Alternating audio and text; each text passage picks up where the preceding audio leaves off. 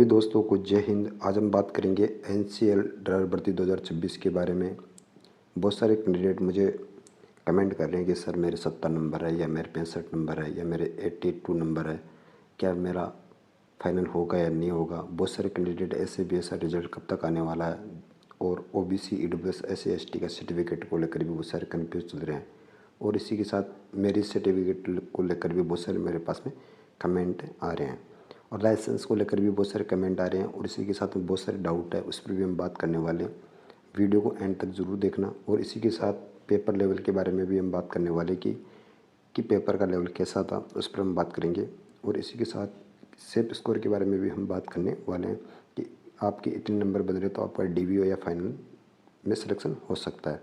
तो वीडियो को एंड तक ज़रूर देखना। और इसी के साथ मैं बता दूं आपको, मैं एक टेलीग्राम ग्रुप बना रहा हूँ, उसमें आप ऐड हो जाना। कमेंट बॉक्स में उसका लिंक दे दूँगा। आपकी फिर भी कुछ डाउट रह जाते हैं तो आप डायरेक्ट वहाँ से सॉल्व कर सकते हो। तो इसलिए उस ग्रुप में आप ज़रूर ऐड होना। तो सबसे पहले हम बात कर लेते हैं फाइनल आंसर की, डीवी और सेफ स्कोर के बारे में। टोटल ऑफ कैंडिडेट के बारे में बात करें तो कितने कैंडिडेट प्रेजेंट हुए थे, तो मैं आपको बता दूं 22,358 कैंडिडेट इस एग्ज़ाम में प्रेजेंट हुए थे। टोटल ऑफ वैकेंसी के बारे में आपको ऑलरेडी पता भी होगा कि 472 वैकेंसी थी। तो अच्छा खासा कंपटीशन आप कह सकते हो। और पेपर के लेवल के बारे में बात करें तो पेपर एआई के माध्यम से बनाया गया था, तो पेपर भी अच्छा खासा पेपर का जा सकता है। अच्छा, जिसने अच्छी तरह से पढ़ाई की थी उसने अच्छे नंबर आराम से नंबर बनाए हैं। इसी के साथ हम बात कर लेते हैं आंसर की, कि आपकी फाइनल आंसर की कब तक आने की उम्मीद है। तो फाइनल आंसर की के बारे में मैं ऑलरेडी पहले भी बता चुका हूँ कि फाइनल आंसर की आपकी 3 या 4 अगस्त तक आपकी आंसर की आपको देखने को मिलने वाली है। 1-2 दिन ऊपर नीचे भी हो सकता है, लेकिन अगस्त के फर्स्ट वीक में आपको 100% आपको आंसर की देखने को मिल जाएगी। बहुत सारे कैंडिडेटों के ये भी डाउट है कि कितने नंबर इंक्रीज हो सकते हैं, कितने क्वेश्चन डिलेक्ट हो सकते हैं। तो उस पर हम बात करें तो कम से कम 3 से 4 क्वेश्चन आपके डिलेक्ट हो सकते हैं, आपको बोनस अंक मिल सकते हैं। इसी के साथ हम बात करते हैं आपके डीवी के रिजल्ट के बारे में, कि आपका डीवी का रिजल्ट कब तक आने की उम्मीद है। तो 2023 के बेसिक पर मैं आपको बता रहा हूँ कि आपका डीवी का रिजल्ट 15 सितंबर तक आपका रिजल्ट जारी हो सकता है। 1-2 दिन ऊपर नीचे मान कर चलो, 15, 13, 14 भी हो सकती है और 17, 18 तारीख भी हो सकती है। लेकिन ये कन्फर्म है कि 15 से 20 के बीच में 99% कह रहा हूँ कि आपका रिजल्ट, डीवी का रिजल्ट डिक्लेयर हो जाएगा। कितने कैंडिडेट शॉर्ट लिस्ट होने वाले हैं डीवी के अंदर, तो मैं आपको बता दूं 472 वैकेंसी है। अगर 472 की 3 गुना कैंडिडेट डीवी में शॉर्ट लिस्ट करने वाले हैं, तो 1416 कैंडिडेट डीवी के लिए शॉर्ट लिस्ट होने वाले हैं। ये तो हो गया डीवी और फाइनल आंसर की के बारे में। आपका जो भी डाउट था वो क्लियर हो गया है। अगर फिर भी आपको कुछ डाउट रह जाते हैं इन दो ऑप्शनों को लेकर, फाइनल आंसर की और डीवी को लेकर, तो आपको मैं बता दूं, मैं टेलीग्राम का ग्रुप कमेंट के अंदर दे दूंगा, उसमें आप ऐड हो जाना। वहाँ पे आपके मैं बार बार वीडियो नहीं बना सकता, इसलिए उसमें आप ऐड हो जाना। मैं वहाँ पे ही आपका डायरेक्ट जितने भी डाउट है वो दूर कर दूँगा। इसी के साथ हम बात कर लेते हैं ओबीसी सर्टिफिकेट के बारे में, ईडब्ल्यूएस एससी और एसटी के सर्टिफिकेट के बारे में। इसके तो बहुत सारे डाउट आ रहे हैं। तो सबसे पहले हम बात करें ओबीसी सर्टिफिकेट। मैं आपको बता दूं आपकी क्लोजिंग डेट 1 मई क्लोजिंग डेट थी। तो इसी के पहले का या इसी के बाद का ओबीसी सर्टिफिकेट चलेगा या नहीं चलेगा, उस पर हम बात कर लेते हैं। बहुत सारे कैंडिडेट ऐसे भी हैं जिनका ओबीसी सर्टिफिकेट 3 से 4 साल पुराना है, तो वो चलेगा या नहीं चलेगा। तो मैं बता दूं 3 से 4 साल जिस कैंडिडेट का ओबीसी सर्टिफिकेट है वो नहीं चलेगा, वो नहीं चलेगा। और क्लोजिंग डेट के बाद का अगर किसी के पास में ओबीसी सर्टिफिकेट है वो चलेगा नहीं चलेगा। 1 मई के बाद का जो 1 मई के बाद का वो सर्टिफिकेट है ओबीसी सर्टिफिकेट, वो चलेगा या नहीं चलेगा, उस पर हम बात करें तो वो चलेगा, 100% वो चलेगा। अगर किसी कैंडिडेट के पास में 3 साल या 3 साल से पुराना ओबीसी सर्टिफिकेट है तो वो अभी भी अपना ओबीसी सर्टिफिकेट बना सकता है, वो 100% चलने वाला है। नहीं तो आप डायरेक्ट बाहर होने वाले हो। अगर आपकी एज 30 साल से ऊपर है तो 100% आप बाहर हो जाएंगे। तो इसलिए मैं कह रहा हूँ कि आपका ओबीसी सर्टिफिकेट आप बना लो। 100% कह रहा हूँ कि वो ओबीसी सर्टिफिकेट चलेगा, क्योंकि केंद्र सरकार और सुप्रीम कोर्ट द्वारा आदेश भी है कि आपका अगर क्लोजिंग डेट के बाद में 6 महीने के अंदर अंदर आपका ओबीसी सर्टिफिकेट बना हुआ है तो वो चलेगा, तो ये भी चलने वाला है। ये तो हो गई ओबीसी सर्टिफिकेट की बारे में बात। इसी के साथ हम बात करें ईडब्ल्यूएस सर्टिफिकेट के बारे में कि ईडब्ल्यूएस सर्टिफिकेट किस साल का चाहिए, तो इसके भी बहुत सारे डाउट आ रहे हैं कि हमारे पास में 2025-2026 का ओबीसी ईडब्ल्यूएस सर्टिफिकेट है, वो चलेगा या नहीं चलेगा, तो वो नहीं चलने वाला है। क्योंकि आपको पता होगा कि 1 मई 2026 इसकी लास्ट डेट थी, तो आपका ईडब्ल्यूएस सर्टिफिकेट 2026-2027 का ईडब्ल्यूएस सर्टिफिकेट चाहिए। अगर आपके पास में ईडब्ल्यूएस सर्टिफिकेट 2026 या 2027 का ईडब्ल्यूएस सर्टिफिकेट है तो वो चलेगा। अगर वो नहीं है तो आप डायरेक्ट यूआर में ऐड होने वाले हो। ये तो हो गई ओबीसी और ईडब्ल्यूएस सर्टिफिकेट की बारे में बात। अगर आपके फिर भी कुछ डाउट रह जाते हैं तो आप मुझे कमेंट बॉक्स के माध्यम से, मैं टेलीग्राम का लिंक दे रहा हूँ, उसमें आप ऐड हो जाना ग्रुप के अंदर। अब हम बात कर लेते हैं एससी और एसटी के सर्टिफिकेट के बारे में कि ये कितने साल पुराना है तो चल सकते हैं या नहीं चल सकते हैं। तो इनके बारे में मैं पहले भी ऑलरेडी बता चुका हूँ आपको। ये चाहे कितने भी साल पुराने हो, 3 साल, 4 साल, 5 साल या 2 साल, ये कितने भी पुराने हो, ये चलने वाले हैं। ये कन्फर्म है कि अगर आपका क्लोजिंग डेट के बाद का एससी एसटी का सर्टिफिकेट है तो वो नहीं चलेगा। अगर 2-3 साल पहले का आपका पुराना एससी एसटी का सर्टिफिकेट है, 4 साल, 5 साल, तो वो चलने वाला है। लेकिन क्लोजिंग डेट के बाद का अगर आपका एससी एसटी का सर्टिफिकेट है तो वो नहीं चलने वाला है। अगर आपके फिर भी कुछ डाउट रह जाए तो आप टेलीग्राम के अंदर जुड़ सकते हो। लाइसेंस के बारे में बात करें तो लाइसेंस, एक भाई बोल रहा है कि 18 जून 2026 को मेरा एचएमबी लाइसेंस बना है, तो क्या वो चलेगा या नहीं चलेगा। मैंने एलएमबी लाइसेंस ही ऑनलाइन फॉर्म भरा था तब मेंशन कर दिया था, तो वो नहीं चलने वाला है भाई, आप डायरेक्ट बाहर होने वाले हो। अगर किसी भी भाई का लाइसेंस 1 मई 2026 के बाद का है तो वो नहीं चलने वाला है, वो 100% बाहर होंगे डीवी के अंदर। बहुत सारे कैंडिडेट ऐसे भी हैं जिन्होंने एलएमबी लाइसेंस की बेसिक पर उन्होंने फॉर्म भर दिया था। दूसरी बात, बहुत सारे कैंडिडेट ऐसे भी हैं जिनके परसेंटेज जो यूआर ओबीसी ईडब्ल्यूएस की जो परसेंटेज है उसमें भी बहुत सारे कैंडिडेट बाहर होने वाले हैं। जो 2023 वाली वैकेंसी आई थी उसके अंदर 2023 के अंदर 110 कैंडिडेट परसेंटेज को लेकर बाहर हुए थे डीवी के अंदर, 110 कैंडिडेट।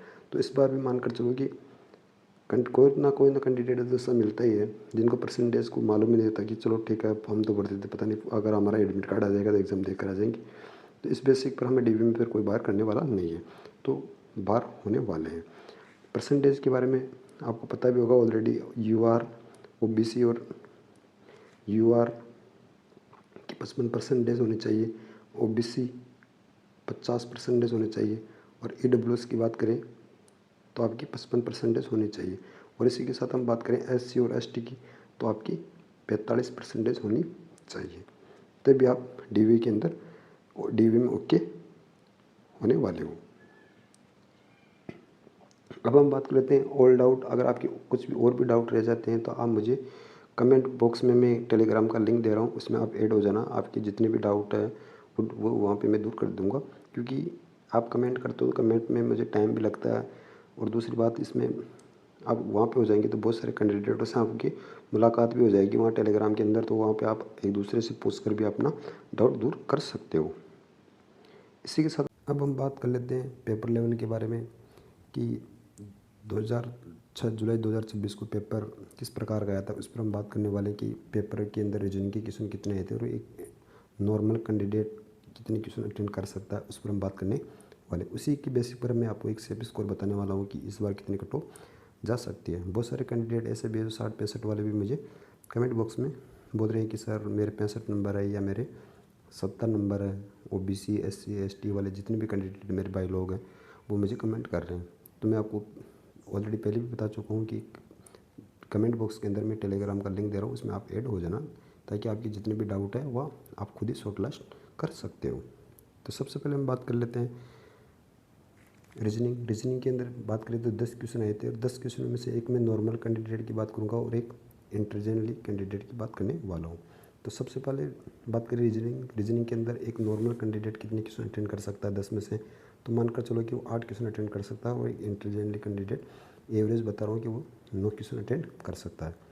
इसी के साथ मैथ के बारे में बात करें तो एक नॉर्मल कैंडिडेट कितने क्वेश्चन अटेंड कर सकता है, पेपर को देखकर, पेपर मैंने खुद ने भी देखा था, तो मानकर चलो कि वो कम से कम 10 क्वेश्चन अटेंड कर सकता है, और एक होशियार कैंडिडेट कम से कम 13 क्वेश्चन अटेंड कर सकता है। एक एवरेज बता रहा हूँ। इंटेलिजेंटली कैंडिडेट तो कम से कम 15, 17, 18 क्वेश्चन भी अटेंड किया होगा, लेकिन एक एवरेज मैं आपको बता रहा हूँ।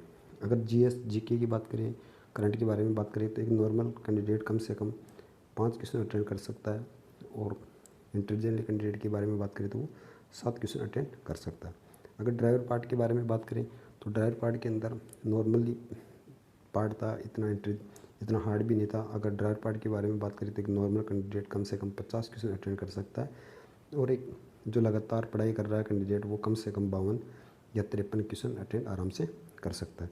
अगर एवरेज के बारे में बात करें तो ये दोनों को मिलाई नॉर्मल कैंडिडेट की बात करें तो आराम से 73 के लगभग ये एवरेज बन रहा है। इसी के साथ इंटेलिजेंटली कैंडिडेट के बारे में बात करें तो लगभग मानकर चलो कि 81 उसके नंबर बन रहे हैं। आपकी कट ऑफ इसके अंदर ही रहने वाली है, इससे ऊपर आपकी कट ऑफ नहीं जाएगी, फाइनल कट ऑफ भी नहीं जाएगी, और डीवी की कट ऑफ भी नहीं जाने वाली है।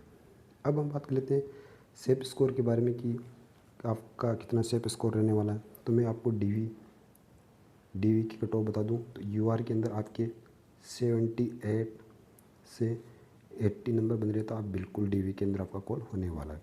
ईडब्ल्यूएस की बात करें, ईडब्ल्यूएस के अंदर आपके 75 से 77 तक आपके नंबर बन रहे, तो आपका डीवी के अंदर कॉल होने वाला है। डीवी के लिए बता रहा हूँ मैं, फाइनल कट ऑफ भी आपको बताऊँगा।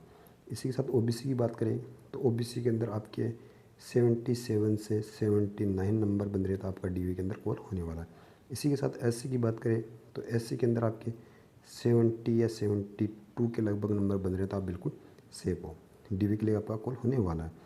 एसटी की बात करें तो एसटी के अंदर आपके 70 से 73 के लगभग आपका डीवी के लिए कॉल होने वाला है। ये तो हो गया डीवी के लिए।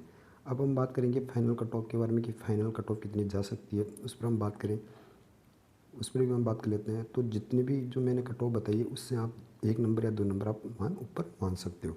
अगर यूआर की बात करें, यूआर के अंदर फाइनल कट ऑफ के बारे में, तो यूआर की 80 से 82 कट ऑफ जा सकती है। ईडब्ल्यूएस की बात करें तो ईडब्ल्यूएस के अंदर आपके 70 से 78। ओबीसी की बात करें तो 78 से 80, और एससी की बात करें तो 71 से 73, और इसी के साथ एसटी की बात करें अगर आपके 73 से 75 नंबर बन रहे, तो आप बिल्कुल आपका 100% सिलेक्शन होने वाला है। ये तो हो गया सब कुछ। अब आगे फिर भी कुछ डाउट रह जाते हैं तो मैं ऑलरेडी आपको बता चुका हूँ कि टेलीग्राम का लिंक दे रहा हूँ कमेंट बॉक्स के अंदर, आप उसमें आप ऐड हो जाना। आपके फिर भी कुछ डाउट रह जाते हैं तो आप वहाँ पे शॉर्ट लिस्ट कर सकते हो, और मैं भी वहाँ पे आपको जितने भी डाउट है वो आपके दूर करने की कोशिश करूँगा। इस वीडियो में इतना ही। अगर वीडियो अच्छा लगे तो लाइक, शेयर और कमेंट जरूर करना। आप व्यूज़ तो बहुत दे रहे हो, लेकिन कमेंट भी बहुत कर रहे हो, लेकिन लाइक नहीं कर रहे हो, तो वीडियो को लाइक ज़रूर किया करो। इस वीडियो में इतना ही। अगर वीडियो अच्छा लगे तो लाइक, शेयर, कमेंट जरूर करना। जय हिंद, जय भारत।